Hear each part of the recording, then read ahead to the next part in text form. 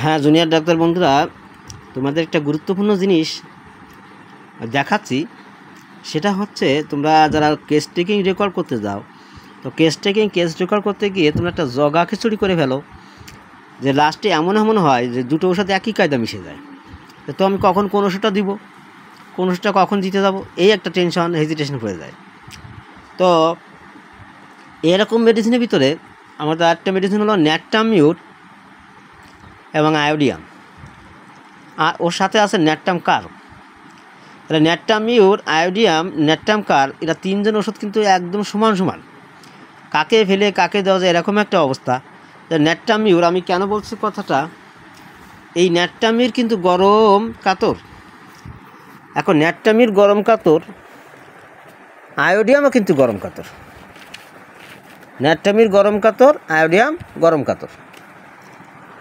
ন্যাট্টামির পিপাসা বেশি, আয়োডিয়ামের পিপাসা বেশি। ন্যাট্টামির জিব্বা ফাটা, আয়োডিয়ামের জিব্বা ফাটা। বাহ, তাহলে তোমার বিলে যাচ্ছে সব। আমি এটা এইভাবে বলতে চাচ্ছি যে এই নবীন ডাক্তাররা যখন খাতা কলম করে সবাই ন্যাট্টামির দিয়ে ফেলে। যেমন আজকে একটা রুগী আমি কেস টেকিং করতেছিলাম, রুগী লিপি আমার পাশে 3 জন ডাক্তার ছিল, অবশ্যই সে ভিডিওটা তোমরা পাবে। খাতা কলম করে লবণ পছন্দ, ঘাম বেশি, পিপাসা বেশি, রাগ বেশি, সান্ত্বনায় বৃদ্ধি, কনসোলেশন অ্যামুলেশন, সব দেখে ওরা ন্যাট্টামির দিয়ে দিল। কিন্তু আমি দেখলাম যে রোগীর ভিতরে গরম কাতর, ঘাম বেশি, পিপাসা বেশি, জিব্বা ফাটা।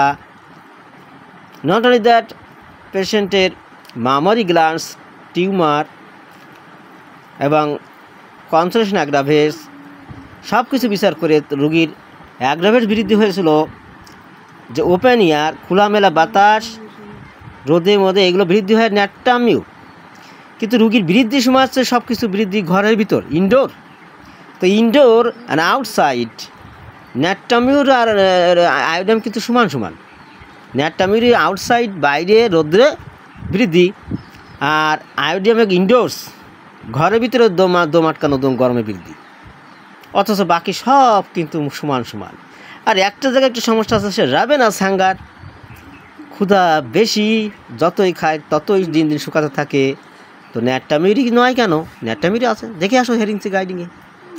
তো যাই হোক, ন্যাট্টামিউর এবং আয়োডিয়াম সমান কভার, শুধু পার্থক্য একটা জায়গায়, যে একজনের ঘরের ভিতরে ইনডোর্সে বৃদ্ধি আর একজনের বাইরে, এটা তোমরা খেয়াল রাখো, বাইরে রোদের বৃদ্ধি। তো এই বৃদ্ধিটা তোমাদের দেখিয়ে দিলাম, কিছুটা পার্থক্য, কিছুটা তো অবশ্যই কিছু না কিছু জায়গা আছে। তোমাদের একটা আলোচনার মাধ্যমে সুন্দর করে মন দিয়ে শুনলে অবস্থা বুঝতে পারবে।